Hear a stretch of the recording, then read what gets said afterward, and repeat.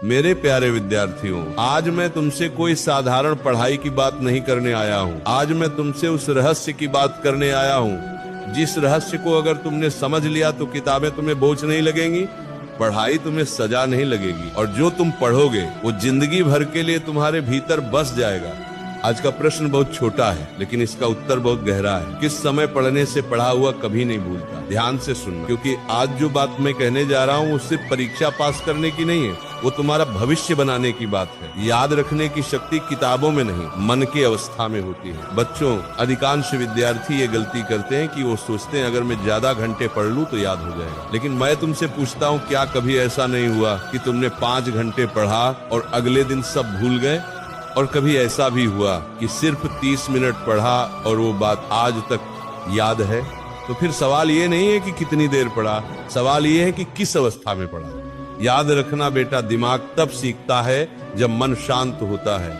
याद तब बनती है जब अहंकार नहीं होता। ज्ञान तब उतरता है जब भीतर शांति होती है। ब्रह्म मुहूर्त, वो समय जब दिमाग सबसे पवित्र होता है। अब मैं तुम्हें वो समय बताता हूँ जिसे हमारे शास्त्रों ने, हमारे ऋषियों ने और आज का विज्ञान भी मानता है, ब्रह्म मुहूर्त। ब्रह्म मुहूर्त क्या है? सूर्योदय से लगभग 2 घंटे पहले का समय। इस समय हवा शुद्ध होती है, मन शांत होता है, मोबाइल की दुनिया सो रही होती है, शोर नहीं होता, तुलना नहीं होती, अहंकार सोया होता है। बेटा, इस समय जो पढ़ाई की जाती है वो सीधी स्मृति में नहीं, संस्कार में चली जाती है। जो ज्ञान संस्कार बन जाए उसे कोई मिटा नहीं सकता। सुबह की पढ़ाई और रात की पढ़ाई में फर्क। अब ध्यान से सुनो, बहुत ध्यान से। रात में पढ़ने वाला विद्यार्थी दिन भर की थकान लेकर पढ़ता है। उसके मन में डर होता है, तनाव होता है, तुलना होती है, मजबूरी होती है। लेकिन सुबह पढ़ने वाला विद्यार्थी खाली मन लेकर बैठता है, किसी से आगे पीछे होने का डर नहीं, मन में शांति,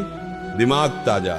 इसलिए सुबह की 2 घंटे की पढ़ाई रात की 6 घंटे की पढ़ाई से ज्यादा शक्तिशाली होती है। वो सबसे खतरनाक गलती जो याददाश्त खा जाती है। बेटा, अगर तुम्हें शिकायत है कि तुम्हें याद नहीं रहता तो पहले ये देखो, क्या तुम पढ़ते समय मोबाइल पास रखते हो, बार बार नोटिफिकेशन देखते हो?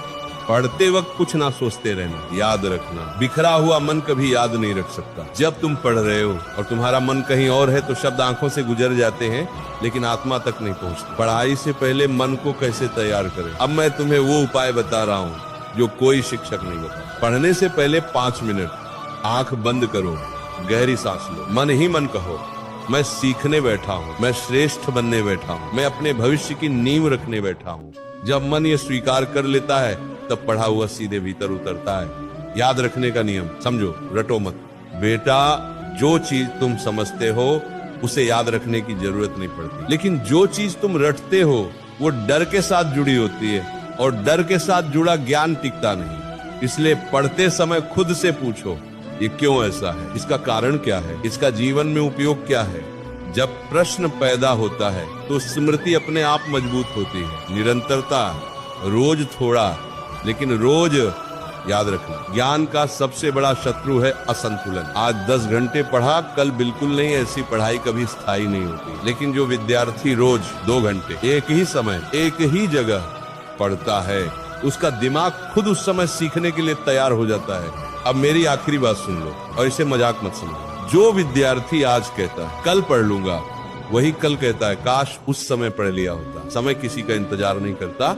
अगर आज तुम्हारे पास उम्र है, ताकत है, दिमाग है और तुम फिर भी नहीं पढ़ रहे तो आने वाला समय तुम्हें माफ नहीं करेगा। आज सुबह उठो, अपने भविष्य को प्रणाम करो और पढ़ाई को साधना बना लो, क्योंकि जो ज्ञान साधना बन जाए वो जीवन बदल देता है।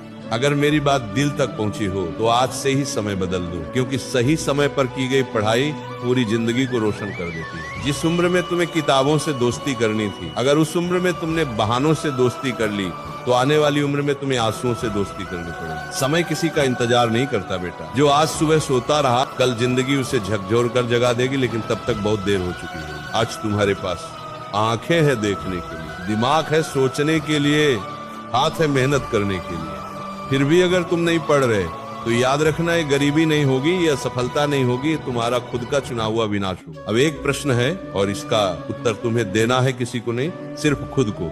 अगर आज भी तुमने तय नहीं किया अगर आज भी तुमने समय को नहीं पकड़ा तो कल समय तुम्हें पकड़ लेगा और बहुत बेरहमी से पकड़ लेगा। अब फैसला तुम्हारे हाथ में है। या तो आज सुबह उठकर अपने सपनों के लिए तपस्या शुरू करो, या फिर कुछ साल बाद किसी और की कामयाबी को देखते हुए ये वाक्य बोलो, काश उस दिन बात मान ली होती। मैं यही रुकता हूं, क्योंकि सच्चाई ज्यादा देर सहन नहीं होती। अगर ये शब्द तुम्हारे भीतर आग बनकर उतर गए हो तो आज से ही अपने समय को बदल दो, क्योंकि जो आज खुद को नहीं बदलता उसे कल जिंदगी बदल कर उलाती है।